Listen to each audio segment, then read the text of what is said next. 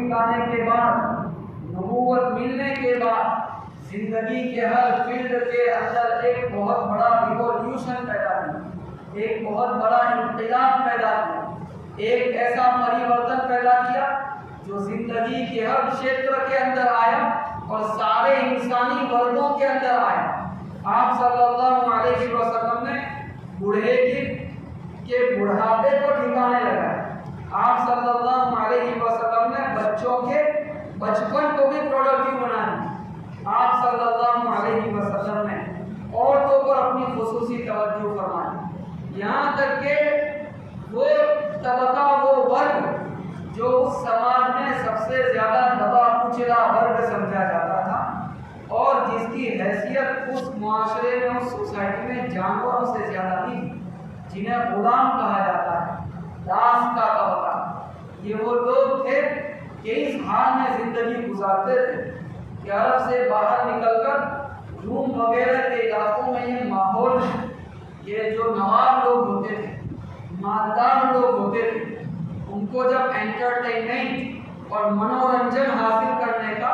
شوق ہوتا تھا تو وہ یہ کیا کرتے تھے کہ لوگوں کو جمع کرتے تھے اور ایک اکھاڑا سا بنایا جاتا تھا اور اس میں ایک بھوکے شیر کو یا بھیڑیے کو چھوڑ دیا جاتا تھا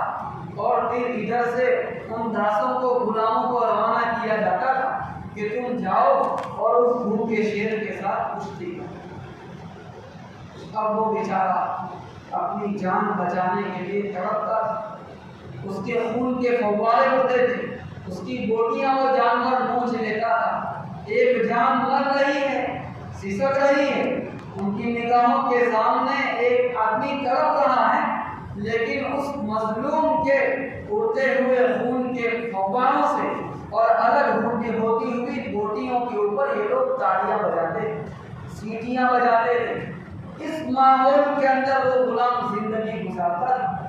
کہ آپ صلی اللہ علیہ وسلم کا انسانیت کے اوپر اور خاص طور پر اس ورگ پر احسان ہے کہ حضور نبی اکرم صلی اللہ علیہ وسلم تشریف لائے اور ان کو آزادی کے واتاورن میں سانس لینے کا موقع دیا۔ آپ صلی اللہ علیہ وسلم نے فرمایا کہ بھائی تم جو لباس پہنتے ہو وہی کپڑا اپنے غلاموں اور اپنے خادموں کو پہناؤ، اور تم جو کھاتے ہو اسی معیار کا کھانا، اسی لیول کا کھانا ان نوکروں اور خادموں کو کھلاؤ۔ کہاں پہنچا دیا؟ پوری انسانی تاریخ کے اندر کوئی دور یہ اداہرن پیش نہیں کر سکتا جو اسلامی ہسٹری نے پیش کر کے دکھایا کہ تابعین اور تبع تابعین کے دور میں جتنے بھی اسلامی ممالک پائے جاتے تھے، ان اسلامی ممالک کو اگر کوئی کھنگالتا تھا تو وہاں جو قاضی ہوتا تھا یا جو گورنر ہوتا تھا یا شہر کا جو سب سے بڑا مفتی ہوتا تھا وہ کسی نہ کسی کا آزاد کیا ہوا غلام ہوتا۔ یہ دور انسانیت نے دیکھا ہے اور آپ صلی اللہ علیہ وسلم کے ریولیوشن کی برکت سے دیکھا ہے۔ تو ظاہر ہے کہ جس ہستی نے غلاموں کو بھی محروم نہیں کیا تو وہ ہستی اس بات کو کیسے بھول سکتی تھی کہ کسی بھی قوم کی تعمیر میں، قوموں کے آگے بڑھنے میں اور قوموں کے لیڈنگ پوزیشن کے اندر آنے میں یا قوموں کے زوال، تباہی اور پستی کے اندر چلے جانے میں اگر کوئی چیز ماسٹر رول پلے کرتی ہے، کلیدی کردار ادا کرتی ہے، شامی رول پلے کرتی ہے تو وہ نوجوانوں کی طاقت ہوتی ہے۔ آپ صلی اللہ علیہ وسلم اس کو کیسے بھول سکتے ہیں؟ اس لیے حضور نبی اکرم صلی اللہ علیہ وسلم نے نوجوانوں پر خصوصی فوکس کیا اور اس انداز سے فوکس کیا کہ وہ لوگ جن کی نوجوانیاں ضائع ہو رہی تھی ان سب کی نوجوانیوں کو نبی اکرم صلی اللہ علیہ وسلم نے ایک ڈائریکشن دیا، ایک درست سمت عطا فرمائی، ایک دشا عطا فرمائی۔ نوجوانی کے عالم میں عام طور پر انسان جن گندگیوں کے اندر مبتلا رہتا ہے، جن گناہوں کا شکار ہو جاتا ہے، جس کے اندر جوانی اس کی بھولی جا رہی ہوتی ہے، تباہ ہو رہی ہوتی ہے، یا نوجوانی کے اندر ایک طاقت کا جوش ہوتا ہے، وہ جوش کبھی کبھی اسے کسی دوسرے کے اوپر ناحق ظلم کرنے پر ابھار دیتا ہے۔ تو جتنی نیگیٹیوٹی نوجوانی کی کرن کی وجہ سے آدمی کے اندر پیدا ہو جاتی ہے، آپ صلی اللہ علیہ وسلم کا کمال ہے کہ حضور نبی اکرم صلی اللہ علیہ وسلم نے ان سب کو کاؤنٹر کیا اور پھر ایک ایسا نوجوان بنا کر مارکیٹ میں پیش کیا کہ جس کی پاک دامنی کے اوپر، جس کے اندر پائی جانے والی شرم و حیا کے اوپر، جس کے اندر پائے جانے والے اچھے اخلاق کے اوپر اور اس کے دل میں پائے جانے والے انسانیت کے درد کے اوپر ہو سکتا ہے کہ فرشتے بھی رشک کر رہے ہیں۔ ایک ایسا نوجوان حضور نبی اکرم صلی اللہ علیہ وسلم نے ڈیزائن کر کے، میرے دوستوں، یہ انقلاب نبی اکرم صلی اللہ علیہ وسلم نے نوجوانوں کے اندر تو پیدا فرمایا۔ اس انقلاب کو پیدا کرنے کے لیے جن دو چیزوں کو یوز کیا گیا، استعمال کیا گیا، وہ کیا ہیں؟ ایک ہاتھ میں حضور نبی اکرم صلی اللہ علیہ وسلم کے قرآن کریم ہے اور دوسرے ہاتھ میں نبی اکرم صلی اللہ علیہ وسلم کے خود آپ کی اپنی احادیث ہے۔ ان دونوں کے اندر ایسی تعلیمات ہیں کہ یہ تعلیمات نوجوانوں کی زندگی کا رخ متعین کرتی ہیں، نوجوانوں کی زندگی کو ضائع اور تباہ ہونے سے بچاتی ہیں، اس کی جوانی کو مکمل طور پر وصول کرنے کا سامان فراہم کرتی ہے۔ میں نہیں کہتا، نبی اکرم صلی اللہ علیہ وسلم نے ارشاد فرمایا کہ جن لوگوں کو اللہ تبارک و تعالی کل قیامت کے دن عرش کا سایہ نصیب فرمائے گا، ان میں ایک وہ نوجوان بھی ہے جس کو کوئی عورت اپنی طرف متوجہ کرتی ہے، اسے کوئی پرلوبن دیتی ہے اور اس عورت کی طرف متوجہ ہو جانے کے سارے اسباب اس عورت کے اندر پائے بھی جاتے ہیں، لیکن یہ نوجوان اللہ تعالیٰ کا ڈر اپنے دل میں بسائے ہوئے یہ کہہ دے کہ انی اخاف اللہ، میں تو اللہ سے ڈرتا ہوں، تو ایسے بندے کو اللہ تعالیٰ کل قیامت کے دن اپنے عرش کے سائے میں جگہ عطا فرمائے۔ اور یہی فضیلت اس عورت کے لیے بھی ہے، اس نوجوان بیٹی کے لیے بھی ہے جسے کسی اجنبی اور پرائے مرد کی طرف سے اس انداز کا نعوذ باللہ کوئی پروپوزل آتا ہے اور اس لڑکے کے اندر بھی وہ ساری کی ساری چیزیں موجود ہیں، وہ ایلیمنٹس پائے جاتے ہیں جس کی بنا پر کوئی بھی لڑکی اپنے بھولے پن کی وجہ سے، اپنی نادانی کی وجہ سے یا اپنی غفلت کی وجہ سے، چوک کی وجہ سے اس کی طرف متوجہ ہو جائے، لیکن وہ لڑکی ان تمام پرلوبھنوں کے اوپر ٹھوکر مار دیتی ہے اور یہ کہتی ہے کہ انی اخاف اللہ، میں تو اللہ تعالیٰ سے ڈرتی ہوں، تو اس نیک عورت کو بھی اللہ تبارک و تعالیٰ اپنے عرش کے سائے میں جگہ عطا فرمائے۔ میرے دوستو، ممکن ہے کہ کسی دور کے اندر جبکہ نبی اکرم صلی اللہ علیہ وسلم کا دور تھا یا اس کے بعد کے دور میں اس روایت کی امپورٹنس لوگوں کے سامنے اتنی زیادہ کھل کر نہ آئی، لیکن جس دور میں ہم لوگ زندگی گزار رہے ہیں، اس دور میں اس طرح کی روایتوں کی اہمیت کو بالکل 2 اور 2 4 کی طرح ہمارے سامنے کھول کر رکھ دیا۔ پہلے ماحول کے اندر ایسا رکھ رکھاؤ، ماحول میں پہلے ایسی شرم و حیا پائی جاتی تھی کہ مردوں کا ورتور، لڑکوں کا سرکل بالکل الگ ہوتا اور لڑکیاں بالکل ایک الگ سرکل میں زندگی گزارتی تھی، بلکہ وہ خود گھر سے باہر نکلنے کو پسند نہیں کرتی تھی، نہ ان کے گھر کے لوگ پسند کیا کرتے تھے، یعنی دونوں کے درمیان ایک فاصلہ پایا، ایک پارٹیشن تھا، جس پارٹیشن کی وجہ سے نعوذ باللہ ثم نعوذ باللہ کسی ناجائز تعلقات کی روشنی میں، کسی ناجائز تعلقات کے نتیجے میں دونوں کے ایک دوسرے کے قریب آنے اور پھر چانسز بالکل نہیں بنتے، ریئر تھے. لیکن اب جس دور کے اندر ہم سانس لینے لگے ہیں اس دور میں بیٹی اپنے گھر میں بیٹھی ہوئی ہے اور یہاں نوجوان اپنے کمرے میں بیٹھا ہوا ہے. آپ محلوں کو بھول جائیے، آپ گاؤں کو بھول جائیے، آپ شہر کو بھول جائیے، آپ ملک کو بھول جائیے. دنیا کے ایک کونے کے اندر ایک لڑکی بیٹھی ہوئی ہے اور دنیا کے بالکل سامنے دوسرے کونے کے اندر لڑکا بیٹھا ہوا ہے. دونوں کے درمیان ہزاروں کلومیٹر کا فاصلہ پایا جاتا ہے، لیکن دونوں کے ہاتھ میں ایک ایسا کھلونا ہے جس نے ان ہزاروں کلومیٹر کے فاصلے کو سیکنڈوں کے اندر سمیٹ دیا ہے اور دونوں کے درمیان بے تکلف تعلقات قائم ہو رہے ہیں.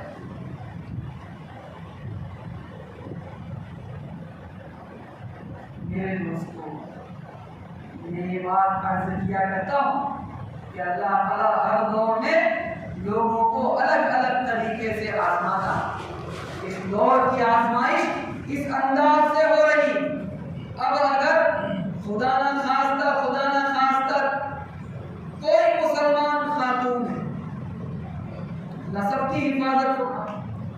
کوئی مسلمان خاتون ہے، وہ جانتی ہے کہ میرے موبائل کے استعمال کرنے کا انداز ایسا ہے کہ اگر میں اس پر کچھ رونگ کرتی بھی ہوں تو نہ میرے ابا کو معلوم ہے نہ میرے بھائی کو علم ہے، اور اسی طریقے سے نہ میری والدہ کو اس کا پتہ چل سکتا ہے، کسی کو اس کا علم نہیں ہے. لیکن اب یہاں پر نبی اکرم صلی اللہ علیہ وسلم کی حدیث پاک اس عورت کے سامنے آتی ہے جس میں آپ نے فرمایا کہ وہ امتحان کی گھڑی ہوتی ہے جب کسی لڑکی کو کسی لڑکے کی طرف سے اس انداز کی پیشکش کی جاتی ہے، کوئی پرلوبن دیا جاتا ہے. تو چونکہ باہر کا ماحول ایسا بنا دیا گیا ہے کہ یہ سمجھا جاتا ہے کہ نعوذ باللہ اگر کسی کے ساتھ فرینڈشپ نہ ہو تو یہ تو اس کے پچھاڑ پڑنے کی علامت ہے، نشانی ہے. ایسا، اور کتنے افسوس کی بات ہے کہ دوسری سہیلیاں جو ہوتی ہے وہ تانے دیتی ہیں کہ ہماری فلاں کے ساتھ فرینڈشپ، اس کی فلاں کے ساتھ فرینڈشپ، اس کی فلاں کے ساتھ فرینڈشپ، اور تم عجیب ہو، تمہاری کسی کے ساتھ فرینڈشپ ہی نہیں ہے، تمہاری کسی کے ساتھ دوستی ہی نہیں ہے. یہ کہہ کر اس جہنم کی طرف گویا اسے کھینچا جا رہا ہوتا ہے اس کی سہیلیوں کی. وہ کہتے ہیں کہ دیکھو ہم کو انسٹا کے اوپر ریل بناتی ہیں، اس کو اپلوڈ کرتی ہیں اور اسی طریقے سے اپنا اسٹیٹس رکھتی ہیں، تصویریں بھیجتی ہیں، اگر کہیں گھومنے چلی گئی اس کی امیج اپلوڈ کر دیتی ہیں. ان کو پتا نہیں کہ وہ تو گویا ایک ٹریپ کے اندر ان سہیلیوں کے ذریعے سے اس کو لایا جا رہا، اس کو ڈالا جا رہا، اور واتاورن اس انداز کا بنا دیا گیا ہے کہ وہ لڑکی باہر کے دباؤ سے پربھاوت ہو کر کبھی کبھی اپنی طبیعت میں پائی جانے والی ہچکچاہٹ یا اس کے خاندان کا جو ایک خاص مزاج ہوتا ہے، اس مزاج کو، اس ہچکچاہٹ کو ایک مدت کے بعد ایک طرف رکھتے ہوئے انٹرنیٹ کی اس دنیا میں قدم رکھتے ہوئے، اور الامان والحفیظ خدا نہ خواستہ ایک قدم آگے بڑھ کر اس طرح کے تعلق اور اس طرح کے ریلیشن میں دوسری طرف اگر کوئی ایسا شخص ہے جس کا تعلق اس دین سے نہ ہو، جس کا تعلق کسی دوسرے دین سے ہو، تو یہاں آ کر اس کی سنگینی، اس کی گمبھیرتا اور بڑھ جاتی ہے. ایک مسلمان عورت یا ایک مسلمان مرد کم از کم اسے اتنا ضرور پتا ہو، اور نہ پتا ہو تو پتا ہونا چاہیے کہ شرک و بت پرستی کی گندگی کیا ہوتی ہے. شرک و بت پرستی تو ایسی چیز ہے کہ حضور نبی اکرم صلی اللہ علیہ وسلم نے بالکل اس ماحول کے اندر جس ماحول میں تلواریں سروں کے اوپر لٹک رہی ہیں اور صبح خیریت سے گزر جائے شام کا یقین نہیں ہے، اور شام اگر خیریت سے گزر جائے تو صبح کی گارنٹی نہیں ہے.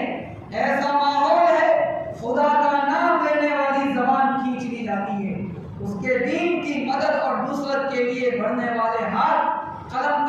جاتے ہیں، توڑ دیے جاتے ہیں، پاؤں توڑ دیے جاتے ہیں۔ ایسے ماحول کے اندر آپ صلی اللہ علیہ وسلم دیکھ رہے ہیں کہ وہ بلال کے سینے کے اوپر چٹانیں رکھی جا رہی ہیں، دیکھ رہے ہیں کہ دیکھو وہ عمار و یاسر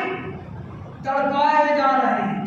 دیکھ رہے ہیں کہ وہ خباب کی پشت گرمی اور انگاروں کی وجہ سے تپ رہی ہے، پگھل رہی ہے۔ اپنی نگاہوں کے سامنے اپنے جانثار صحابہ کی تکلیفوں کو دیکھ رہے ہیں۔ ارے اس سے آگے بڑھ کر حضرت سمیہ رضی اللہ تعالیٰ عنہ جو بوڑھی عورت تھی، بوڑھی عورتوں کے ساتھ شفقت اور زیادہ ہوتی ہے، اور آپ صلی اللہ علیہ وسلم تو عورتوں پر زیادہ مہربان تھے۔ ارے آپ دیکھ رہے ہیں کہ سمیہ کو کس طریقے سے ستایا جا رہا ہے، اور وہ ابو جہل ملعون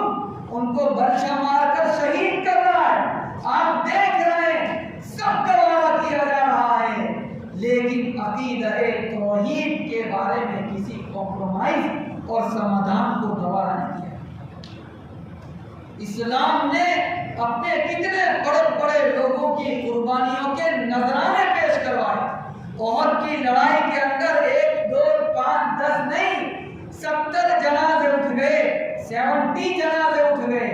آپ تھوڑی دیر کے لیے سوچیں کہ کورونا کال کے اندر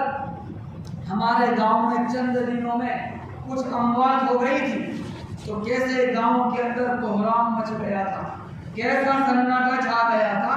اب آپ اندازہ تو لگائیں کہ 3000 کی بستی رکھنے والا مدینہ، 3000 کی آبادی، ہمارے گاؤں کی آبادی تو شاید اس سے زیادہ ہے مجموعی طور پر، تو 3000 کی بستی کا ایک گاؤں، اور اس گاؤں کے اندر ایک ہی دن میں 170 جنازے اٹھ جاتے ہیں، اس گاؤں کی حالت کیا بنی ہوگی؟ کوئی گھر ایسا نہیں ہوگا جس گھر کے اندر بہتے ہوئے آنسو نہ ہو، اور کوئی خاندان نہ ہوگا جو اجڑا نہ ہو۔ کتنی عورتیں بیوہ ہو گئی ہوں گی، کتنے بچوں سے باپ کا سایہ اٹھ گیا ہوگا، لیکن میرے دوستو سب گوارا کیا جا رہا ہے، شرک و بت پرستی کی گندگی گوارا نہیں۔ مکہ کا مکی دور ہے، مکی دور کے اندر ہم نے اس دور کا ماحول آپ کے سامنے عرض کیا کہ یہ ماحول ہے جہاں جان کے لالے پڑے ہوئے ہیں۔ تو مشرکین مکہ آتے ہیں اور کہتے ہیں کہ چلو ہمارا آپس کا جو جھگڑا ہے اس کو ختم کرتے ہیں۔ اسلام لانے کی وجہ سے ہوا یہ ہے کہ کبھی شوہر بیوی سے جدا ہو گیا، اور بھائی بھائی سے الگ ہو گیا، اور باپ بیٹے میں پھوٹ پڑ گئی۔ آپ نے تو مکے کے اندر خاندانوں کو توڑ کے رکھ دیا۔ آئیے ہم اس کا سولوشن کرتے ہیں۔ سولوشن یہ پیش کرتے ہیں کہ ایسا کرتے ہیں کہ ایک دن ہم تمہارے معبود کی عبادت کر لیں گے، اور ایک دن آپ ہمارے معبود کی عبادت کر لیں گے۔ یہ کمپرومائز کا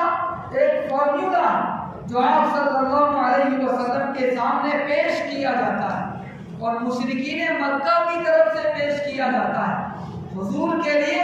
اپنے ساتھیوں کو ظلم و ستم سے چھڑانے، چین کی سانس لینے، اور مکہ جیسی محبوب سرزمین میں ہمیشہ کے لیے اپنے رہنے کو کنفرم کرنے کا بہت آسان ذریعہ تھا۔ لیکن اس ماحول کے اندر اللہ تبارک و تعالیٰ آیت اتارتا ہے کہ قل یا ایھا الکافرون لا اعبد ما تعبدون، آپ اعلان کر دو کہ نہ ماننے والوں، میں تو ان چیزوں کی عبادت نہیں کروں گا جن کے سامنے جھک کر تم اپنی پیشانیوں کو ذلیل کر رہے ہو۔ عقیدہ توحید کے بارے، ایکیشورواد کے بارے میں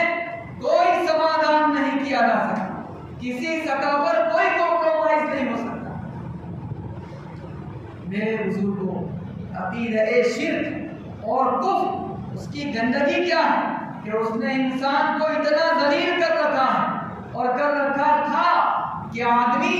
جانوروں سے نیچے اتر گیا تھا۔ وہ ایک صحابی اپنا قصہ بیان کرتے ہیں کہ زمانہ جاہلیت میں ان کے گھر کے لوگوں نے ان سے کہا کہ جاؤ تم یہ دودھ لے کر جاؤ، اور ہمارے جس بت کی ہم پوجا کرتے ہیں اس کو چڑھا کر آ جاؤ۔ وہ گئے اور اس کے سامنے لے جا کر وہ دودھ رکھ دیا۔ اب وہاں کھڑے ہیں، خود ان کو بھوک لگ رہی، اور شدت کی بھوک لگی ہوئی، لیکن اس بت کا، اس مورتی کا ڈر ایسا، خوف ایسا ہے کہ خود چاہت کے باوجود اس دودھ کو پینے کی جرأت اور ہمت نہیں۔ تھوڑی دیر گزرتی ہے، ایک کتا آتا ہے اور وہ اس سارے دودھ کو پی جاتا ہے اور ٹانگ اٹھا کر اسی دودھ کے اوپر پیشاب کرتا ہے اور وہاں سے چلا جاتا ہے۔ میرے دوستو، میری محترم مائیں اور بہنیں، یہ شرک و بت پرستی تو یہ ایسی گندگی ہے کہ ایک جانور جو ہمت کر لیتا ہے وہ ہمت کرنے کا حوصلہ ایک انسان کے اندر باقی نہیں رہتا۔ یہ تو ایسی گندگی، اس لیے شرک اور بت پرستی کے ساتھ ہماری گندگی، اس کے ساتھ ہماری گھن اور ہماری کراہیت پیشاب اور پاخانے سے زیادہ ہونی چاہیے۔ تو ایک ایسا ستھرا نتھرا عقیدہ اللہ تبارک و تعالیٰ نے کسی لڑکے کو عطا کیا، کسی خاتون کو عطا کیا ہو، اور اس کے بعد اس کے ذہن و دماغ کے اندر یہ تصور ہے کہ نعوذ باللہ ثم نعوذ باللہ میرے تعلقات کی نوعیت ایسی ہو کہ وہ مسلمانوں کے دائرے سے باہر نکل کر کسی نان مسلم کے دل کو اپنی محبت کا مرکز بنا لے اور اس کے دل میں اپنی جگہ بنائے یا اپنے دل میں اس کی جگہ رکھے۔ ارے ہماری غیرتوں کو کس کی نظر لگتے ہیں؟ نہ کوئی مسلمان مرد اس کو گوارا کر سکتا ہے، نہ کوئی مسلمان اور اس کو برداشت کر سکتا ہے۔ تو میں تو یہ عرض کرنے جا رہا کہ اس دور کے اندر ان تعلقات کو ماحول نے آسان کر دیا، تو یہاں پر انسان کا امتحان ہو رہا ہے، نوجوانوں کا بھی ہو رہا ہے اور نوجوان عورتوں کا بھی ہو رہا ہے۔ یہ زندگی اچھی تو بہت لگتی ہے، اس میں اٹریکشن تو بہت ہے کہ ہم اپنی کوئی ریل اپلوڈ کرتے ہیں، شادی میں جا رہی ہیں، اس کی کوئی تصویر لگا دی، ویڈیو بنا کر ڈال دی، لائکس آ رہے ہیں اور اپریشیٹ کیا جا رہا ہے، لوگ اتنے ویوز ہو گئے اور پسند کیا جا رہا ہے۔ اس خاتون کو پتہ نہیں ہے، اس بیچاری، اس محترمہ کو یہ بات معلوم نہیں ہے کہ جس وقت تمہارے لیے اس راستے سے لائکس آ رہے ہوتے ہیں، این اسی وقت آسمانوں سے اللہ تبارک و تعالیٰ کی بارگاہ سے ڈس لائکس آ رہے ہوتے ہیں، وہاں سے پھٹکار برس رہی ہے، وہاں سے لعنتیں اتر رہی ہے۔ ارے میں نہیں کہتا، حضور نبی اکرم صلی اللہ علیہ وسلم فرماتے ہیں کہ جب کوئی خاتون بلا پردہ اپنے گھر سے نکلتی ہے تو اس کے ساتھ شیطان لگ جاتا ہے، اور جو شیطان ہوتا ہے، شیطان کی جگہ یہ لعنتوں کی جگہ ہوتی ہے، یہ پھٹکار کی جگہ ہوتی ہے، یہ منحوسیت کی جگہ ہوتی ہے، یہ بے برکتی کی جگہ ہوتی ہے۔ تو وہ عورت اپنے وجود کو بے برکت بنا، اور اس سے آگے بڑھ کر دل پر ہاتھ رکھ کر یہ بات کہنے پر مجبور ہونا پڑتا ہے کہ اس طرح کی کوئی چیز آپ نے تو اپنے شوق میں اپلوڈ کر دی، اور پھر اس کا اسکرین شاٹ لیا جاتا ہے اور پھر اس کو دوسرے گروپس کے اندر مردوں کی طرف سے شیئر کیا جاتا ہے، اور اس سے آگے بڑھ کے اگر کہا جائے تو پھر وہ تصویریں یا اس طرح کے ویڈیوز ایک ایسے گروپ میں چلے جاتے ہیں جہاں پر لوگ آپ کے عقیدے سے تعلق رکھنے والے نہیں ہوتے، تو پھر وہاں اس پر جو کامنٹس پاس ہوتی ہے اور اس پر جو تبصرے ہوتے ہیں، یہ وہ ہوتے ہیں کہ کبھی گھما کر وہی تبصرہ، آپ کی اس تصویر پر وہی کامنٹ آپ کے والد تک پہنچ جائے، آپ کے بھائی تک پہنچ جائے، آپ کے گھر کے لوگوں تک پہنچ جائے، وہ کسی کو منہ دکھانے کے قابل نہیں، ان کی نگاہیں شرم سے جھک جاتی۔ تو آخر کیا ایسی مجبوری ہے جس مجبوری نے ہمیں اپنے والدین کو رسوا کرنے پر آمادہ کر رکھا، ہمیں اپنے گھر کے لوگوں کے لیے شرم کا ماحول بنانے پر آمادہ کر رکھا؟ تو یہ امتحان ہے۔ تو آپ صلی اللہ علیہ وسلم کی اس حدیث کی خوبی اس موقع پر ہمارے سامنے آتی ہے کہ آپ نے فرمایا کہ اس میں وقتی طور پر ضبط تو کرنا پڑتا ہے، کنٹرول تو کرنا پڑتا ہے، لیکن اتنا ضرور ہے کہ اللہ تبارک و تعالیٰ اس کی برکت سے قیامت کے دن عرش کا سایہ نصیب کرے۔ اور یہی کنٹرول، یہی ضبط اگر آدمی اپنی زندگی کے دوسرے میدانوں کے اندر آگے بڑھا دے تو پھر اسی سے وہ نوجوان وجود میں آتا ہے جس کی طرف قرآن کریم اشارہ کرتے ہوئے کہتا ہے کہ وَجَعَلْنَا مِنْهُمْ أَئِمَّةً يَهْدُونَ بِأَمْرِنَا لَمَّا صَبَرُوا وَكَانُوا بِآيَاتِنَا يُوقِنُونَ، کہ ہم نے بنی اسرائیل کا تذکرہ چل رہا ہے کہ حضرت موسیٰ علیہ السلام کی قوم کے کچھ لوگوں کو ہم نے ہدایت کے امام بنا کر اٹھایا۔ یہ کون لوگ تھے؟ لما صبروا، جب انہوں نے ضبط سے کام لیا، جب انہوں نے اپنے آپ پر کنٹرول کیا، انہوں نے نوجوانی کی عمر میں قدم رکھا۔ وہ مرد بھی ہو سکتے تھے، وہ عورتیں بھی تھیں، لیکن انہوں نے اپنی نوجوانی پر کنٹرول کیا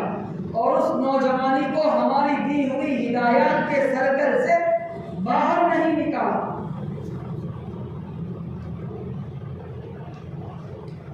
تو پھر ہم نے ان کو اس پوزیشن میں پہنچایا کہ ان کے ذریعے سے ہم نے علاقوں کی قسمتیں چڑھائیں، یعنی ان کو ہدایت کے ایسے امام بنایا کہ ان کے ذریعے سے ہزاروں انسانوں کی زندگیاں ہدایت کے اوپر لگ گئی۔ لیکن اس کے لیے ظاہر ایک اسٹرگل ہے، اس کے لیے ایک مجاہدہ ہوتا ہے، جس مجاہدے سے بندے کو گزرنا پڑتا ہے۔ اور یہ مجاہدہ جب دنیاوی کاموں کے اندر چلتا ہے، میں یہ چاہوں کہ میرے ڈسٹنکشن نمبرز آ جائیں اور فرسٹ کلاس آ جاؤں، اے پلس آ جاؤں، اور ادھر عصر سے مغرب تک فٹ بال کا میرا کوئی دن چھوٹنے نہ پائے، اور آج تو بارسا اور ریئل میڈرڈ کی میچ ہے، آج تو شب قدر ہے، اس کو تو دیکھنا ہی پڑے گا، اور آج تو شب برات ہے کہ مانچسٹر یونائیٹڈ اور مانچسٹر سٹی کی میچ ہے، وہ بھی شب برات سے کم نہیں، اس کو تو دیکھنا ہی پڑے گا، اور میں 2020 بھی کھیل لوں، یہ بھی دیکھ لوں، وہ بھی دیکھ لوں، دوستوں کے ساتھ ہوٹل بھی کرتا رہوں، اور ان سب کے بعد میں یہ امید رکھوں کہ میرا اے پلس آ جائے۔ میرے دوستوں، خیالوں کی دنیا میں جینا ہم سب کو چھوڑ دینا چاہیے۔ آپ میں وہ جب بارش آسمان سے برستی ہے تو جو قطرے سمندر میں گرتے ہیں اس میں دوسرے جو قطرے ہوتے ہیں، قطرے یعنی ٹیپا، تو وہ تو پانی کے اندر مل جاتے ہیں، اور ایک قطرہ ایسا ہوتا ہے کہ وہ کسی سیپی کے منہ میں جا گرتا ہے۔ سیپی گجراتی میں اس کو چھپلو کہتے ہیں، تو وہ اس سیپی کے منہ میں جاتا ہے اور پھر وہ سیپی اپنا منہ بند کر لیتی ہے۔ اب جو دوسرے قطرے سمندر کے اوپر گرے وہ سمندر کے پانی کے ساتھ مل جائیں گے، وہ سیر کر رہے ہیں، وہ سری لنکا کے کنارے پہ جا رہے ہیں، انڈونیشیا کی طرف جا رہے ہیں، ادھر سے ادھر وہ تفریح کر رہے ہیں، وہ لطف اٹھا رہے ہیں باہر کے ماحول کا، باہر کے منظر کا، وہ اپنے آپ کو خوش نصیب سمجھ رہے ہیں، اور یہ قطرہ جو سیپی کے اندر جا کر بند ہو گیا تو وہ قطرہ خاموشی اور یکسوئی کے عالم میں کئی سال گزار دیتا ہے، بالکل باہر کی دنیا سے ڈسکنیکٹ ہو جاتا ہے، باہر کے عالم سے اس کا کوئی تعلق رابطہ باقی نہیں رہتا، نہ اسے سیر کرنے کا موقع نصیب ہوتا ہے اور نہ اس کو باہر کا منظر دیکھنا نصیب ہوتا ہے، نہ الگ الگ ملکوں کے ساحل کو دیکھتا ہے، کنارے دیکھتا ہے۔ لیکن ہوتا کیا ہے؟ ہوتا یہ ہے کہ جب کئی سال گزرنے کے بعد پھر وہ سیپی اپنا منہ کھولتی ہے تو وہ اس حال میں کھولتی ہے کہ پانی کا وہ قطرہ کئی سالوں کی یکسوئی کے بعد ایک در آبدار کے اندر، ایک چمکدار موتی کے اندر تبدیل ہو چکا ہے۔ اب کیا ہوتا ہے؟ وہ قطرے تو کہیں رل مل گئے، ان کا وجود تو ختم ہو گیا، ان کو اب جانتا کون ہے؟ لیکن یہ جس نے ایک خاص ٹائم پیریڈ، ایک خاص ماحول میں گزارا، سب سے ڈسکنیکٹ ہو کر گزارا،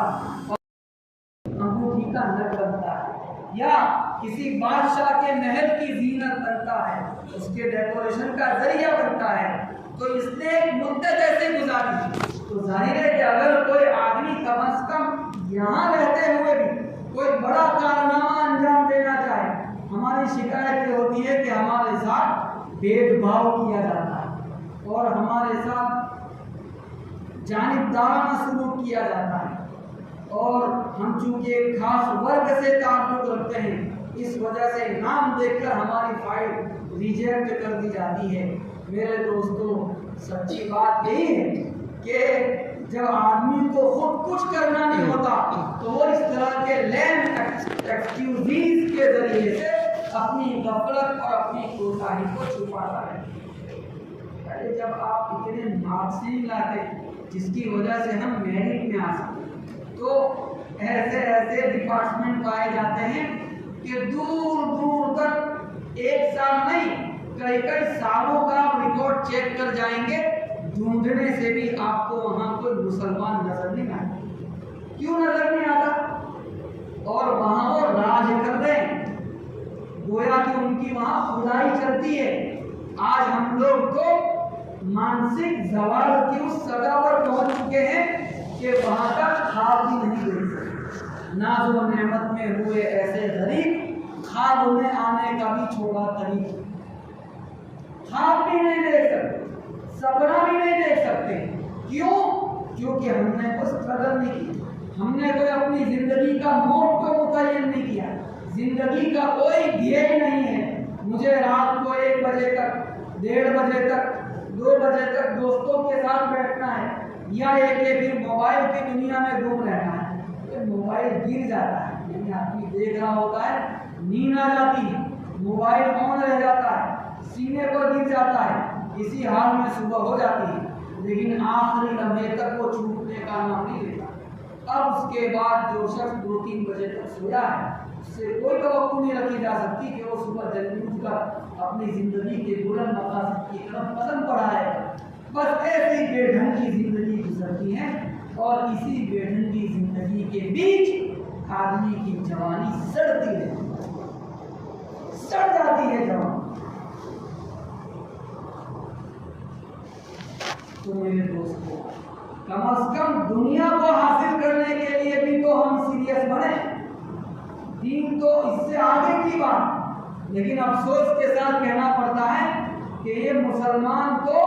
اپنی دنیا کے بارے میں بھی سیریس نہیں، کوئی پلان نہیں ہے، کوئی پلان نہیں۔ وہاں ابھی تو بچہ پیدا ہونے کی بات کو بہت بولے، ابھی تو پریگننسی کا زمانہ ہوتا ہے، تو اس سے پہلے وہ یہ کہتے ہیں کہ ہمیں اس کو یہ بنانا۔ دنیا کتنی ایڈوانس ہے کہ جو بچہ پیدا ہونے والا اس بچے کو کون سی زبان کا ماہر بنانا ہے۔ تو اب نئی ٹیکنالوجی ہے، اس پر ریسرچ ہو، تو یہ ہے کہ اگر بچے کو مدر لینگویج کے طور پر اس کو کون سی زبان سکھانی ہے، یہ ایک ایشو ہے۔ تو بچہ بھلے انڈیا میں پیدا ہوا ہے اور گجرات میں پیدا ہوا ہے، مدر لینگویج عام طور پر اس کی گجراتی ہے، لیکن اگر اس بچے کو اس طریقے سے دنیا میں لانا ہے کہ آئندہ چل کر یہ بچہ Japanese language as a mother language own کرے اور بولے، تو اس کے لیے ایک پیریڈ ہے کہ ماں کو اس زبان کی مشق کرائی جاتی ہے، پریکٹس کرائی جاتی ہے، ماں کو وہ زبان سکھائی جاتی ہے، اسی زبان کے اندر وہ ماں اسپیچز سنتی ہے، اسی کو پڑھتی ہے، اور پھر جب وہ بچہ پڑھتا ہے، بڑا ہوتا ہے، تو جاپانی گجراتی ہونے کے باوجود جاپانیز لینگویج کو مدر لینگویج کی طرح بولتا ہے۔ تو ہم ایسا نہیں کہ ہم ان کی ترقی سے اتنے مرغوب ہیں، یہ بات نہیں عرض کی جا رہی۔ بات یہ عرض کی جا رہی ہے کہ دیکھیں لوگ کتنے ایڈوانس ہیں، تو جہاں بھی بچہ پیدا نہیں ہوا اس سے پہلے ہی فکر کی جا رہی ہے کہ اس کو کون سی زبان کا ماہر بنانا ہے۔ اور یہاں میری زندگی کے 20 سال گزر گئے، اور میں ابھی کہتا ہوں کہ میں ITI کروں، کالج کروں، کمپیوٹر کلاس کروں، انجینئرنگ کروں، کہ گیرج میں جاؤں، کوئی ویژن نہیں۔ اور آپ سب ہمارے اپنے لوگ ہیں، تو مجبوری میں آپ کی خدمت میں یہ کبھی باتیں ایسی کریں، ظاہر ہے کہ کہ جس قوم کے نوجوان بے سمت ہو جائے اس قوم کو تباہی اور بربادی سے دنیا کی کوئی طاقت نہیں۔ یہ تو دنیا کے تعلق سے بات ہے۔ اب اس سے آگے بڑھ کے خیر اس میں کھیلنے کودنے کے علاوہ دوسرے ایلیمنٹس بھی کام کرتے ہیں کہ غلط صحبتیں، غلط دوستیاں ہیں۔ ایسے لڑکے کے ساتھ آپ کی دوستی ہے جس کو پڑھنے لکھنے سے کوئی دلچسپی نہیں، جس کو نماز صلاۃ سے کوئی دلچسپی نہیں، جو اپنے والدین کا کہنا نہیں مانتا، جو اپنے ماں باپ کے بالکل سامنے فوراً جواب دے دیتا ہے، جو وڈیروں کی عزت نہیں کرتا۔ اب ایسے کسی کے ساتھ آپ کی دوستی ہے تو ظاہر ہے خربوزہ خربوزے کو دیکھ کر من پکڑتا ہے۔ تو پہلی فرصت میں ایسی دوستیوں سے اپنے آپ کو الگ کرے، اور اس پر طرفہ تماشا یہ ہوتا ہے، ظلم کے اوپر ظلم یہ ہوتا ہے کہ ہم کسی میڈل کلاس سے تعلق رکھتے ہیں یا غریب ورگ سے ہمارا تعلق ہے اور دوستی ہم نے کسی مالدار کے مدیرے کے ساتھ کر رکھی ہے، تو اب کاٹ کا نکوڑ پٹھان سے یاد تو اس کا نتیجہ کیا نکلتا ہے کہ اس کو پیسے خرچ کرنے کی عادت ہے اور وہ اس کے والد اس کو دیتے بھی ہیں اور یہاں پر اس کے باپ کی وہ حیثیت بھی ہے، تو ظاہر ہے اس کا نتیجہ یہی نکلتا ہے کہ اب زبردستی پیسہ لاتا ہے، والد اس کو دے نہیں سکتا، یا اس کے ساتھ رہتے ہوئے ایسی غلط عادتیں پڑ جاتی ہیں کہ بغیر پیسے کے کام نہیں چلتا، یہاں تک کہ گھر میں سے کبھی کبھی چوری تک کر لینے سے نہیں چھوٹتا۔ عادتیں خراب ہے، ہوٹلنگ ہو رہی، تو اب ہوٹلنگ کے اندر بھی یہ سب چیزیں دھیان میں رکھنے کی ہیں کہ جن لوگوں کو اپنا بزنس چلانا ہوتا ہے تو اسکول سے باہر، کالج کے باہر اور اسی طریقے سے یونیورسٹیز کے باہر یا خاص ریسٹورنٹس کے اندر جو چیزیں بکتی ہیں، تو نئے ریسرچز اب یہ بتاتے ہیں کہ کبھی کبھی لوگ اپنے بزنس کو گروتھ دینے کے لیے اس میں ایسی چیزیں ڈال دیتے ہیں جس سے آدمی کو ایسی لذت حاصل ہوتی ہے کہ وہ لذت اسے دوسری جگہ ملتی نہیں، تو دوسرے دن تیسرے دن یا ہر چوتھے دن وہ اپنے آپ کو اس جگہ جانے پر مجبور خسخاس ہوتی ہے، خسخس جس کو گجراتی میں کہتے ہیں، اس کے بیج کبھی کبھی بعض چیزوں کے اندر، چائے کے اندر یا اور کسی ڈرنک کے اندر بالکل مائنر ماترا میں ڈال دیے جاتے ہیں، تو اس سے ایک سرور حاصل ہوتا ہے۔ اب اس کو 1000 بار کہو کہ تم گھر کی چائے پی لو، کہتا ہے نہیں، چائے تو اسی ریسٹورنٹ کی اچھی ہوتی ہے، ایک طرح کی لت پڑ جاتی ہے اور یہ نشہ ہوتا ہے۔ پھر یہی چیز جب دھیرے دھیرے آگے بڑھتی ہے تو آدمی اس نشے کی دوسری چیزوں کی طرف بھی متوجہ ہو کر اپنی جوانی کو تباہ کرتا ہے۔ تو یہ بھی تو انالیسس کرنا چاہیے کہ دوستی کس کے ساتھ ہو رہی ہے، کہیں میرا دوست کوئی ایسا شخص تو نہیں ہے جو نظر تو انسان آتا ہے لیکن انسان کی شکل میں وہ بھیڑیا ہے جو میری نوجوانی کو کھائے گا۔ تو غلط تعلقات سے باز رہنا اور اس سے آگے بڑھ کر اپنے والدین کو مسلسل راضی رکھنے کی کوشش کرنا، زندگی کے اندر بے برکتی اور تباہی اس راستے سے بھی آتی ہے۔ آپ موبائل لے کے بیٹھے ہوئے ہیں اور ابا نے کہا کہ جاؤ یہ کام کر دو، بھی لے کر کے آیا، تو اب آدمی جھڑک دیتا ہے۔ آپ کو عصر کے بعد فٹ بال کھیلنا ہے، والدہ نے اسی وقت کوئی کام سپرد کیا، آدمی ناک منہ چڑھاتا ہے۔ اسی طریقے سے اور گھر کا کوئی کام ہو گیا تو یہ بچوں کی عادت ہوتی ہے کہ بے تکلف امی ابا کے سامنے وہ زبان درازی کر لیتے ہیں۔ ظاہر یہ بہت بڑی گستاخی۔ کبھی کبھی ایسا ہوتا ہے کہ والدین اپنی ناراضگی کا اظہار اپنی زبان سے نہیں کرتے، لیکن ہمارا جواب دینے کا جو انداز ہوتا ہے اس انداز کی وجہ سے ان کے دل کے اوپر ایک چوٹ لگ جاتی ہے، وہی چوٹ آدمی کو دے دیتی ہے۔ تو آخر قرآن تو قرآن ہے، اس نے کیوں ایسا کہا کہ فَلَا تَقُلْ لَهُمَا اُفْ، کہ والدین کو اف بھی نہ کہو۔ ان کو ستانے کی بات تو بہت دور رہی، ان کا دل دکھانے کی بات تو بہت دور رہی، اگر کوئی ناگوار بات ان کی طرف سے پیش آ گئی اور ہماری عقل کہتی ہے کہ ان کو یہ نہیں بولنا چاہیے، کہا پھر بھی تم خاموش ہو جاؤ، ان کے احترام کا تقاضا ہے۔ تمہیں 2 حرف آ گئے ہیں، تم نے یہ ڈگری حاصل کر لی ہے، وہ 7 پاس ہے، تم 12 پاس ہو گئے ہو، تو یہاں ماں باپ کے سامنے اپنا علم جھاڑ رہے ہو۔ تو والدین کو ہر وقت راضی رکھنا، ان کی دعاؤں سے اپنا دامن بھرنا، یہ چیزیں آدمی کو زندگی میں آگے بڑھاتی ہیں، ورنہ سب کچھ ہوگا، آپ کا ٹیلنٹ دھرا کا دھرا رہ جائے گا، آپ کا پیسہ دھرا کا دھرا رہ جائے گا، میری ذہانت دھری کی دھری رہ جائے گی، اور میری ساری اسکلز ایک طرف رہ جائے گی۔ والدین کی دعائیں اور ان کے دل کی رضامندی اور ان کی دعاؤں کا سایہ اگر مجھ پر نہیں ہے، میں زندگی کے چلتے پھرتے قافلے سے کٹ جاؤں۔ اللہ تعالیٰ بالکل اس طریقے سے اٹھا کے رکھ دیتا ہے جس طریقے سے کوئی پتا درخت سے کاٹ دیا ہے۔ اس لیے ماں باپ کو راضی رکھنا، چاہے ہمارا کتنا ہی امپورٹنٹ میچ کیوں نہ ہو، ٹی وی پہ دیکھ رہے ہو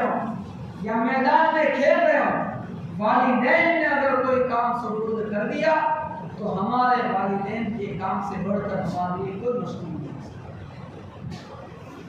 لیکن معمولی کاموں سے بھی بچے اکتا جاتے ہیں، سامنے جواب دے دیتے ہیں، بلکہ لڑنے کے موڈ میں آ جاتے ہیں، ضد کرتے ہیں، ایسی پیشکش والدین کے سامنے کرتے ہیں جس کو والدین پورا نہیں کر سکتے۔ آپ کا دوست موبائل لے آیا، اس کے والد نے اس کو موبائل تھمایا، اب آپ نے گھر جا کر ضد کرنا شروع کر دیا۔ کچھ تو اندازہ لگائیں کہ نبی اکرم صلی اللہ علیہ وسلم نے یہ تعلیم دی کہ جب تم کوئی چیز گھر کھانے کے لیے خرید کر لاؤ تو اپنے پڑوسی کا بھی اس میں سے حصہ کرو، اگر پڑوسی کو نہیں دے سکتے تو یہ فرمایا کہ کم از کم اس بات کا اہتمام کرو کہ تمہارے بچے اس کو لے کر باہر نہ نکلے، ورنہ پڑوسی کے بچے دیکھیں گے وہ گھر میں جا کر ضد کریں گے، باپ لا کر دینے کی پوزیشن میں نہیں ہوگا، اس باپ کا دل دکھے۔ تو آپ صلی اللہ علیہ وسلم نے اس باپ کے دل کی کتنی رعایت فرمائی۔ تو جو بات حضور کہہ رہے وہ بات میں اپنی سطح پر اپنی زندگی میں اتار کر آخر کیوں ایسی ڈیمانڈ اپنے والدین کے سامنے رکھتا ہوں؟ میں جانتا ہوں کہ میرا باپ اپنی اس اکنامکلی کنڈیشن میں میری اس ضرورت کو پورا کرنے کی سطح طاقت نہیں رکھتا۔ تو ایسی خواہشیں اپنے دل کے اندر نہ پالیں۔ میرے دوستوں، یہ تو دنیا کے تعلق سے باتیں ہو رہی تھی، اس سے آگے بڑھ کر جو بات آپ کی خدمت میں عرض کرنی ہے کہ جب کوئی شخص اپنی نوجوانی کو سنبھال لیتا ہے، کنٹرول کر لیتا ہے اور تھوڑا سا اس کو ویل مینیج کر کے کسی دین کی خدمت کے حوالے اس نوجوانی کو کر دیتا ہے، تو پھر اللہ تبارک و تعالیٰ اس کے ذریعے سے علاقوں کی قسمت کو چمکاتے ہیں۔ یہ واقعہ میں نے اس سے پہلے بھی یہاں عرض کیا کہ ایڈوانس کلچر میں زندگی گزارنے والے لوگ ہیں۔ مولانا عتیق احمد مصطفی صاحب لکھنؤ میں ہوتے ہیں، وہ خود کہتے ہیں کہ میرا امریکہ جانا ہے، تو وہاں عیسائی مشنریز جو کام کرتی ہیں تو وہ دنیا کے الگ الگ ملکوں کے اندر کام کرتے ہیں، تو وہاں امریکہ میں ان کا ٹریننگ سینٹر، تو وہ بھی دعوتی مزاج رکھتے ہیں، تو ان کا ٹریننگ سینٹر دیکھنے کے لیے اس کا وزٹ کیا، تو دیکھا کہ نوجوانوں کی تربیت ہو رہی، اس میں لڑکے بھی ہیں، اس میں لڑکیاں بھی، کالج اور یونیورسٹی میں پڑھے ہوئے لڑکے لڑکی، تو ان کو ٹرین کیا جاتا ہے۔ تو وہاں جو تفصیلات انہوں نے حاصل کی، ان تفصیلات کے بعد سے متعلق وہ کہتے ہیں کہ وہاں لڑکوں اور لڑکیوں کو اس انداز سے تربیت دی جاتی ہے، تیار کیا جاتا ہے کہ پھر عیسائیت کی تبلیغ کے لیے، کرسچینٹی کے پرچار پرسار کے لیے ان لڑکیوں کو یا ان لڑکوں کو افریقی جنگوں ملکوں میں بھیجا جاتا ہے، اور وہ ایسے ریموٹ ایریاز میں پہنچتے ہیں جہاں پینے کا صاف شفاف پانی نہیں ملتا، جہاں موبائل کا نیٹ ورک ڈھنگ کا نہیں ملتا، جہاں کھانے کے لیے مزاج کی طبیعت کی چیزیں نہیں ملتی، جہاں اوڑھنے کے لیے کوئی خاص نظم نہیں، جہاں رہنے کے لیے معقول جگہ نہیں، اور مچھروں کا ماحول ہے، اور بالکل کالے لوگوں کے بیچ زندگی گزارنی ہے، لیکن وہ اپنی زندگی کے کئی سال وہاں رہتے ہیں۔ اور سوچے کہ ایڈوانس کلچر میں رہنے والے لوگ جنہوں نے AC میں سونے کی عادت پائی اور جو پانی مانگے تو دودھ حاصل ہو جائے، ایسے مالدار گھرانوں سے تعلق رکھنے والے لڑکے اور لڑکیاں، یعنی جن سہولتوں کو بھی ہم نے دیکھا بھی نہیں، ان سہولتوں کو وہ بھرت کے فارغ ہو گئے، ایسے ایڈوانس کلچر کے لوگ، لیکن انہوں نے اپنے ذہن و دماغ کے اوپر ایک مشن سوار کیا کہ ہمیں عیسائیت کو پوری دنیا کے اندر پھیلانا۔ تو اس کی وجہ سے انہوں نے یہ سارے کے سارے مجاہدے برداشت کی، یہ ساری کٹھنائیاں جھیلی، اور چند سالوں کے اندر ان افریقی ملکوں کی قسمت کو ٹوٹلی چینج کر کے رکھے، علاقوں کے علاقے کرسچینٹی کے اندر کنورٹ ہو گئے۔ اور اگر افریقی ملکوں کا ایگزامپل نہ دینا ہو، بھارت میں آپ ڈانگ کے علاقے میں چلے جائیں، احمد آباد کے اطراف میں چلے جائیں، اور آؤٹ آف اسٹیٹ اگر جانا ہو تو یہ تریپورہ ہے، ناگالینڈ ہے، میزورم ہے، یہ سارے ایسے اسٹیٹس ہیں کہ یہ سب جنگلی علاقے ہیں، درگم آب و ہوا کے علاقے کہلاتے ہیں، جہاں کی آب و ہوا بھی اتنی اچھی نہیں ہے، ایٹماسفیئر باہر کا آدمی جلدی سے وہاں سیٹ نہیں ہو سکتا، لیکن یہ لوگ وہاں پہنچے، وہاں کے جنگلی ایسے تھے کہ باہر سے اگر کوئی آدمی آتا تھا تو تیر کمان کے ذریعے سے اس کو نشانہ بناتے تھے، مارتے تھے اس کو۔ ان کے اتنے آدمی مر بھی گئے، کب گئے، لیکن آج کئی سالوں کی محنت کے بعد آپ اس علاقے میں جا کر دیکھیں تو وہاں کی میجورٹی عیسائی، ناگالینڈ، تریپورہ اور میزورم، یہ 3 ملک کے ایسے صوبے ہیں جن کی میجورٹی کرسچن ہے، ظاہر ہے کہ وہ سب پیدائشی کرسچن نہیں، لیکن یہ محنتیں ہوئی ہیں، تو وہ نقلی مال مارکیٹ میں چھپا رہے ہیں، اور جس کے پاس اصلی مال ہے،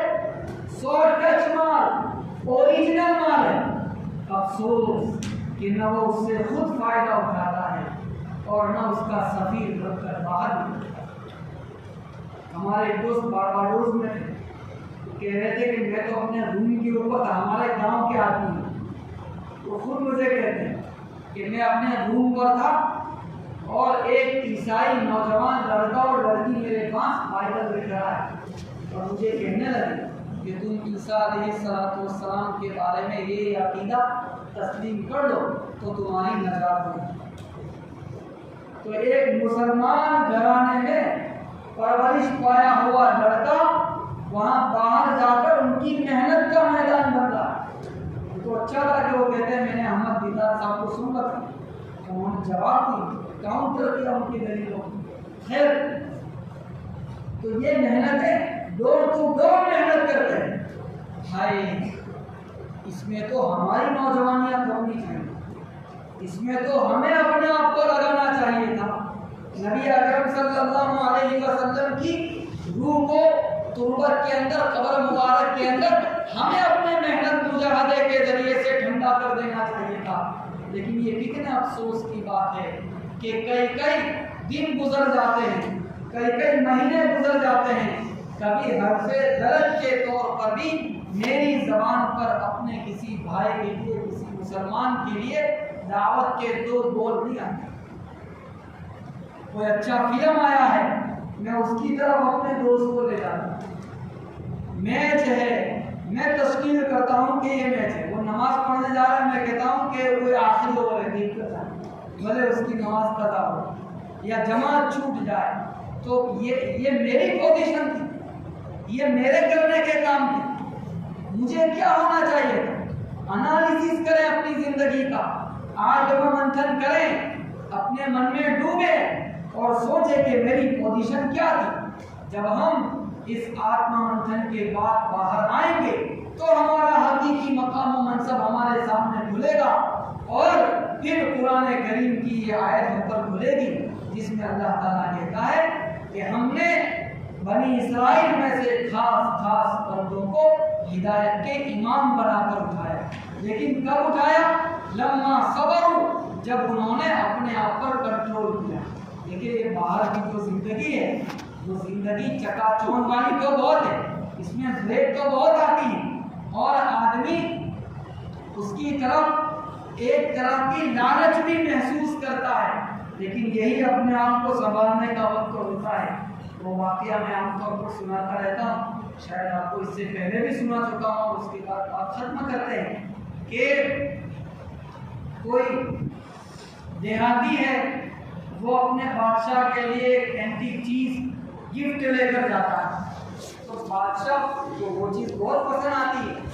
اس کو قبول کر لیتا ہے اور درباریوں سے کہتا ہے کہ اس کو ہمارے اسپیشل روم میں لے جا کر چھوڑ دو اور اس کو موقع دو کہ یہاں سے جو چننا چاہے چن کے اپنے لیے اپنے گھر والوں کے لیے لے جائے۔ وہ درباری اس کو لے جاتے ہیں اور کہتے ہیں کہ دیکھو شام کے 5 بجے تک کا بادشاہ سلامت نے وقت دیا ہے، تم اس میں سے جو اٹھانا چاہو گا۔ وہ اس روم میں انٹر ہوتا ہے، داخل ہونے کے بعد دیکھتا ہے کہ درہم ہے، یعنی چاندی کے سکے پڑے ہوئے ہیں، دینار سونے کے سکے پڑے ہوئے ہیں، جواہرات پڑے ہوئے ہیں، قیمتی موتی پڑے ہوئے ہیں، ایک کونے کے اندر دسترخوان لگا ہوا ہے جس پر ایسی ایسی نعمتیں ہیں کہ میں نے اپنی زندگی میں کبھی ایسی چیزیں کھائی نہیں، اور ایک طرف بادشاہ کا مخملی بستر بچھا ہوا ہے۔ وہ کہتا ہے کہ میرے پاس تو شام کے 5 بجے تک کا وقت ہے، بہت کچھ میں لے جا سکتا ہوں اور لے بھی جاؤں گا، میں نے اپنی زندگی کے اندر کبھی یہ کھانا نہیں کھایا، مجھے دیکھنا نصیب نہیں ہوا، تو چلو ذرا 2-4 منٹ میں آج کھا لیتا ہوں۔ اور وہ دیہات سے چل کے آیا ہوا پھٹا بیٹھ گیا، پیٹ بھر کر کھایا، زندگی میں پہلی مرتبہ کھایا۔ اب جب کھا کر فارغ ہوا تو کہنے لگا کہ ابھی بھی میرے پاس شام کے 5 بجے تک کا وقت ہے، یہ مخملی بستر جو بچھا ہوا ہے، میں تو ٹاٹ پر سونے کا عادی ہوں، میری قسمت تو اب جاری ہے، تو چلو آج تھوڑی دیر کے لیے اس بستر کے اوپر ذرا لیٹ جاتا ہوں، سستا لیتا ہوں۔ سو گئے۔ اب چونکہ وہ تھک کے آیا تھا، کھانا بھی کھایا تھا، کھانے کے بعد نیند اور زیادہ آتی تو لیٹ گئے، اور ایسی گہری نیند آ گئی کہ شام کو بھی 5 بجے درباریوں نے وہ دروازہ کھٹکھٹایا، پورا کوہرملا پہنچتا ہے، کہتے ہیں کہ بھائی تمہارا ٹائم تو ختم، جاؤ تم نکلو۔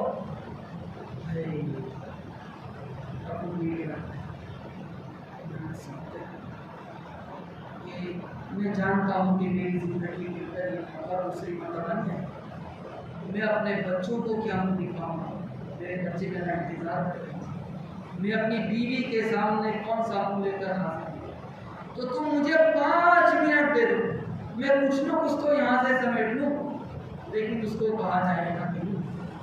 بس ایک مرتبہ جو وقت دیا گیا تھا، اب 1 منٹ 1 گھڑی بھی تم کو اس سے زیادہ نہیں دی جائے گی، بس اسے دھمکی دے کر اس کمرے سے باہر نکال دیا۔ اب تھوڑی دیر کے لیے سوچیں کہ وہ نادان اور بیوقوف دیہاتی گاؤں کو کہتے ہیں، یہ سوچتا کہ بھائی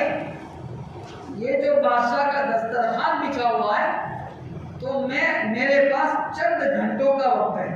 تو اگر میں وہ سارے کے سارے گھنٹے یہ سونے اور چاندی کے سکے جمع کرنے میں لگا دوں تو اتنا کچھ یہاں سے جمع کر کے لے جا سکتا ہوں کہ یہ دسترخوان تو میرے گھر روزانہ بچھا دے۔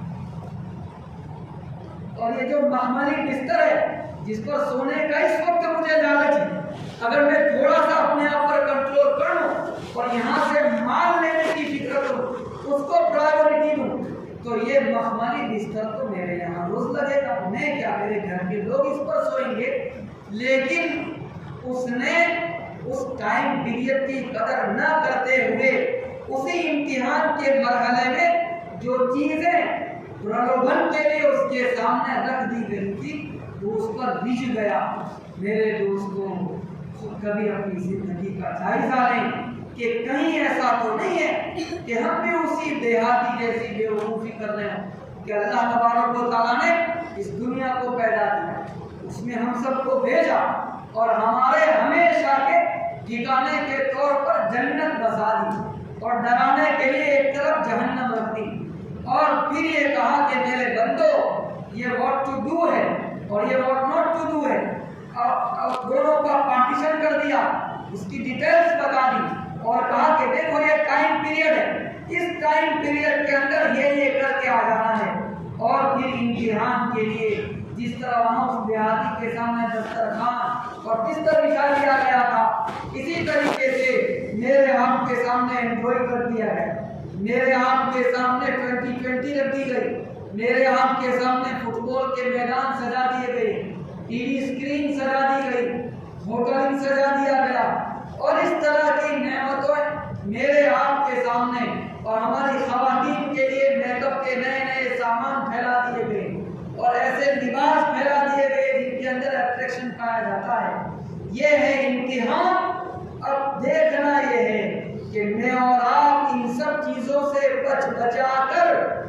उस मंजिल को पा लेते हैं जो जन्नत की शक्ल में हमारा इंतजार कर रही और यहाँ से नेकियां समेट ले जाते हैं। या हम भी उस देहाती किसी बेवकूफ़ी करते हैं कि उसने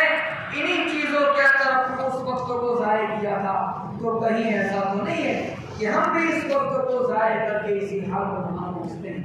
एक ज़िंदगी है जो मेरा और आपका इंतजार करते हैं। वो ज़िंदगी कैसी है? वो एंडलेस लाइफ, एक ऐसी ज़िंदगी जो कभी खत्म होने का नाम नहीं लेती। 100 साल गुजरेंगे, 1000 साल गुजरेंगे, 10,000 साल गुजरेंगे, 1,00,000 साल गुजरेंगे, 10 लाख साल गुजरेंगे, 1 करोड़ साल गुजरेंगे, लेकिन वो जिंदगी कभी खत्म होने का नहीं।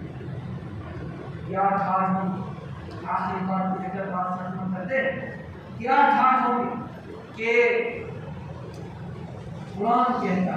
कुल्लमा रुज़िक़ू मिन्हा बिसबबिर रिज़्क़ा क़ालू हाज़ा अल्लज़ी रुज़िक़ना मिन क़ब्ल उतूबिही मुतशाबिहा। कहता है कि जब ये अहले जन्नत को उसमें से कोई फल खाने के लिए दिया जाएगा तो जन्नत वाले कहेंगे कि ये तो वही फल है जो हमको इससे पहले भी दिया गया है।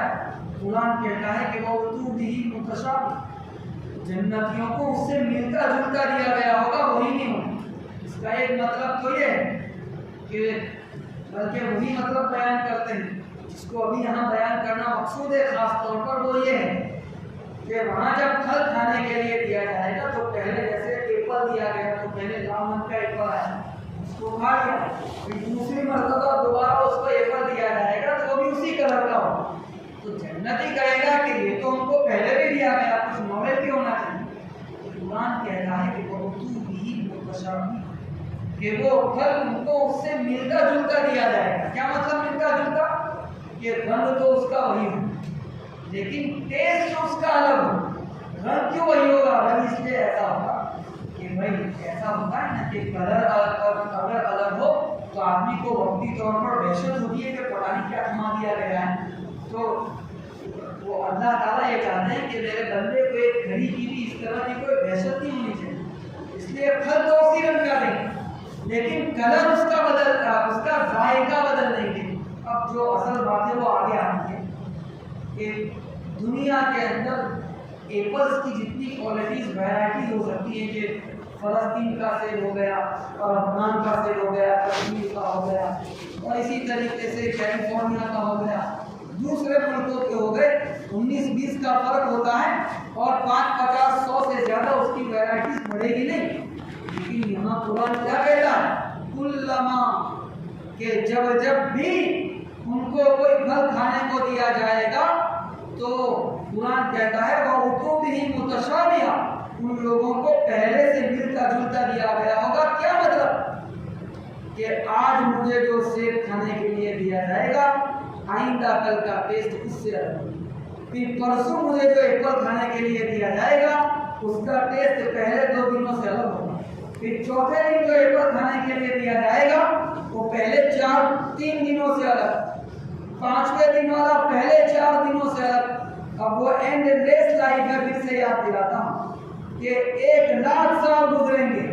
1 करोड़ साल गुजरेंगे, यहाँ तक के यूँ समझिए कि 1,00,000वीं मरतबा जब उस जन्नती को एप्पल खाने के लिए दिया जाएगा तो उसका टेस्ट इससे पहले दिए गए 99,999 एप्पल के टेस्ट से डिफरेंट। ये कुरान कहता है, मेरी आपकी अकल कहती है कि ऐसा तो होता होगा नहीं। मेरी आपकी ताकत और कुदरत महदूद है, वो हस्ती ऐसी है जिसकी ताकत और कुदरत की कोई नहीं। वो 1 करोड़ साल के बाद भी आपको जो सेब खिलाएगी उसका जायका इससे पहले के 1 करोड़ से अलग। सोचिए तो सही, कैसे ठाठ होंगे کیا راجہ شاہی ہوگی؟ آدمی یہاں جیسے ہماری بہنیں بیچاری ہر شادی میں ایک نیا لک، ہر شادی میں ایک نیا میک اپ دوڑی چلی جاتی ہیں، اور یہاں ہمارے نوجوان کہ ایک نیا ڈریس ہونا چاہیے ہر شادی کے اندر، ایک نیا لک، اس مرتبہ یہ ہیئر اسٹائل، اس مرتبہ وہ ہیئر اسٹائل۔ وہاں کہا جاتا ہے کہ جنت میں ماڈلز کے بازار نہیں، بندہ جائے گا اور سوچے، اور جو ماڈلز لگے ہوئے ہیں وہ چاہے گا کہ یہ ماڈل مجھ پہ اپلائی ہو جائے تو اسی شکل کے اندر وہ بندہ ڈل جائے، وہی فیس اس کا بن جائے۔ انار جس میں بندہ بیٹھ کے کھائے گا، اتنے بڑے بڑے تو انار، آدمی انار میں بیٹھ کے کھائے گا، اور یہ تو خیالی دنیا کی باتیں نہیں ہو رہی، یہ اس عالم کی بات ہو رہی ہے کہ اس کے وجود میں اگر ذرہ برابر بھی شک ہو جائے تو آدمی ایمان سے باہر جاتا ہے۔ یہ پرانی حقیقت ہے، اس کو قرآن نے بیان کیا کہ ایک زندگی ایسی اٹھاٹ کے آنے والی ہے، لا یمسنا فیہا نصب ولا یمسنا فیہا لغوب۔ یا قرآن دوسری جگہ کہتا ہے کہ ما تشتہیہ الانفس یا ولکم فیہا ما تدعون، جو چاہو گے وہ ملے گا،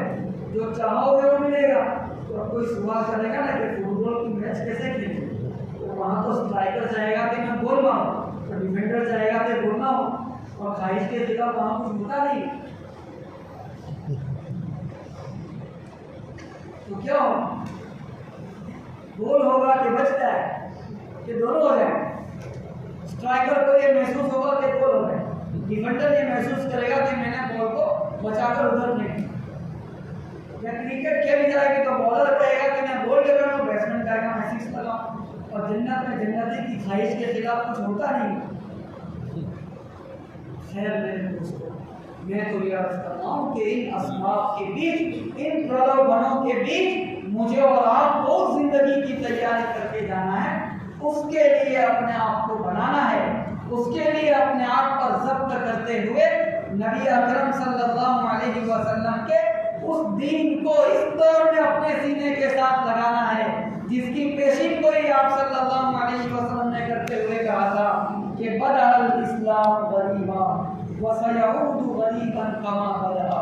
کہ اسلام کی شروعات اجنبیت کے ماحول میں ہوئی تھی، وسیعود غریبا، اور ایک دور ایسا آئے گا کہ اسلام لوگوں کے لیے نامانوس بن جائے گا، لوگ اس کے قریب جانے کے لیے تیار نہیں ہوں گے۔ بندہ مولے کرے گا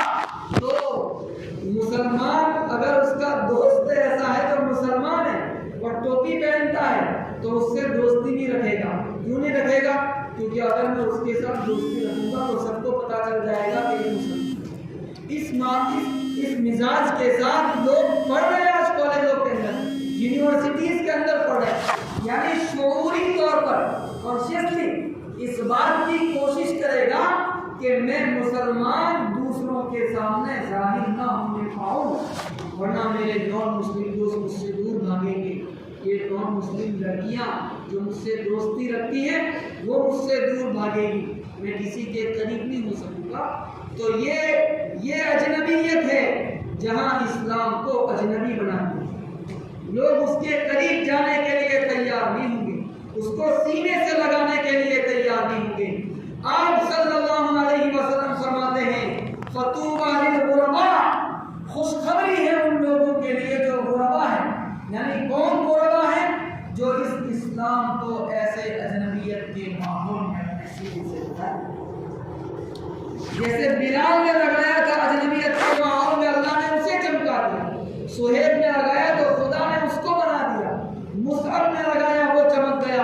اور جس نے بھی اسے اس اجنبیت کے دور میں اپنے سینے میں بسایا اور اتارا، اس کے ساتھ وفاداری نبھا کر دکھائی،